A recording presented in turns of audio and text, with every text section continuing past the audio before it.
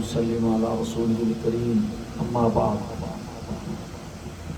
مولانا محمد طیب صاحب عزیز مجدہم نے اپنے یہاں ماہانہ درس قرآن کریم کا سلسلہ شروع کیا ہے۔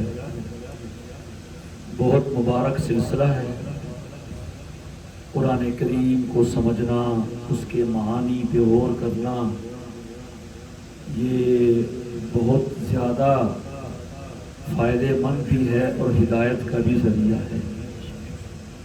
ہمارے بزرگ ہوئے ہیں امام اہل سنت حضرت مولانا سرفراز خان صاحب صفدر رحمہ اللہ تعالی، وہ فرماتے تھے کہ اگر کوئی مسلمان قرآن کریم کا لفظی ترجمہ پڑھ لے تو اس کا عقیدہ خراب نہیں ہوگا۔ عقیدے کی درستگی کے لیے قرآن کریم سے بڑھ کر کوئی چیز نہیں۔ خود قرآن کریم میں ہے افلا یتدبرون القرآن،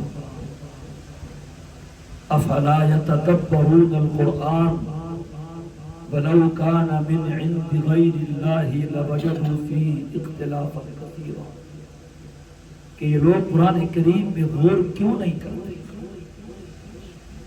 اگر اللہ کے علاوہ کسی اور کی طرف سے ہوتا تو اس میں بڑا اختلاف ہونا تھا، جبکہ حقیقت یہ ہے کہ اس میں کوئی اختلاف نہیں۔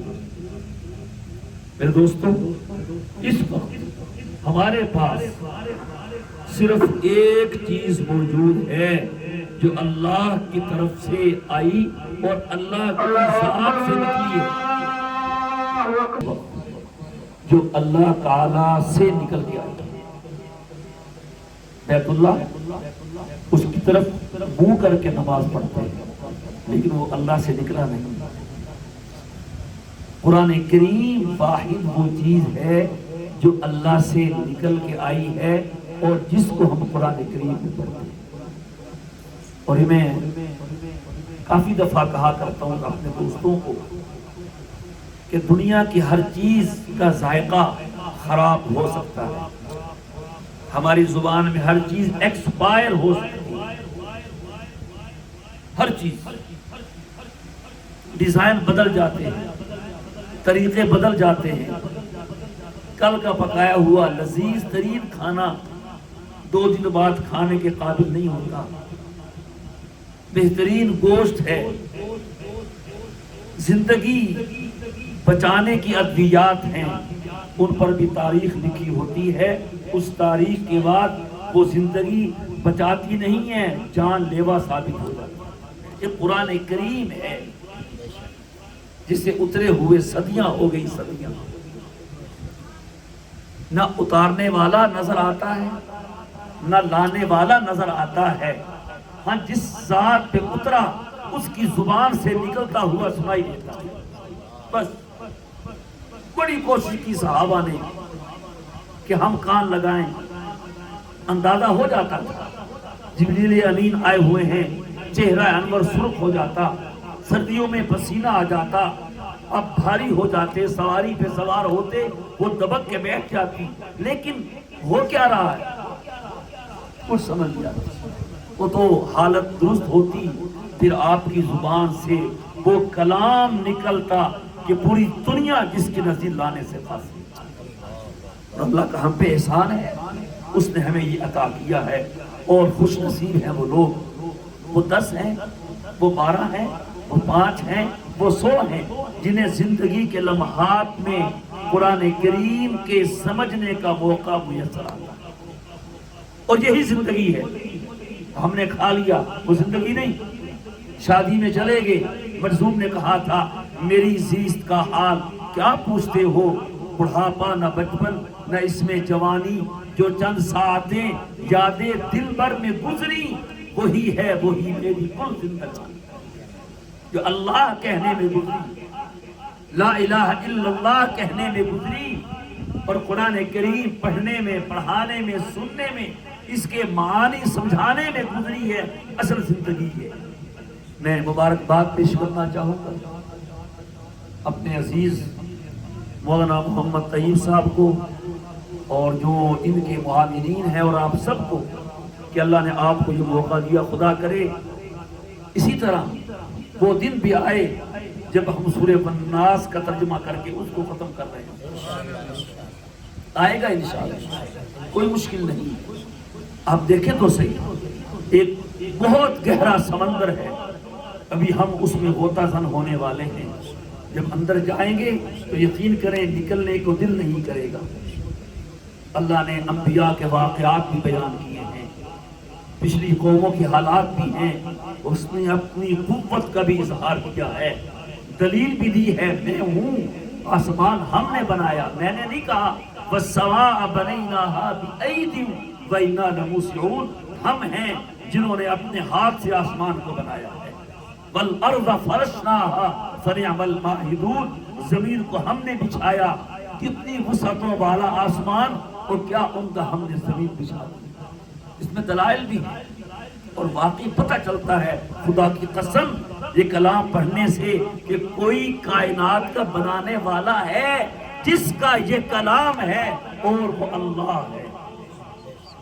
انشاءاللہ آئندہ دنوں میں جب درس ہوا کرے گا ہم وقت پہ پہنچ جائیں گے انشاءاللہ تعالیٰ۔ پہلا دن تھا، پہلا دن بچہ بھی دیر سے آتا ہے، یعنی سکول کے پہلے دن لوگ بچے خیر حاضری بھی کرتے ہیں، تو انشاءاللہ جیسے نظم ہوگا آدھا گھنٹہ 35 منٹ پونا گھنٹہ ہر مہینے میں ایک دن آیا کریں گے آپ حضرات، کیوں جی؟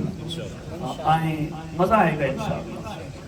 اللہ کا کلام ہے اور حضور کے سینے سے آ کے آپ کی زبان سے نکلا ہے، بہت نسبتیں ہیں، اس میں عجیب کیف ہے۔ کتنے لوگ ایسے ہیں جو قرآن پڑھ کے آج بھی ہو رہے ہیں، قرآن پڑھ کے مسلمان، ہمارا مسئلہ یہ ہے ہم قرآن سمجھتے نہیں، ساری دنیا کو سمجھتے ہیں،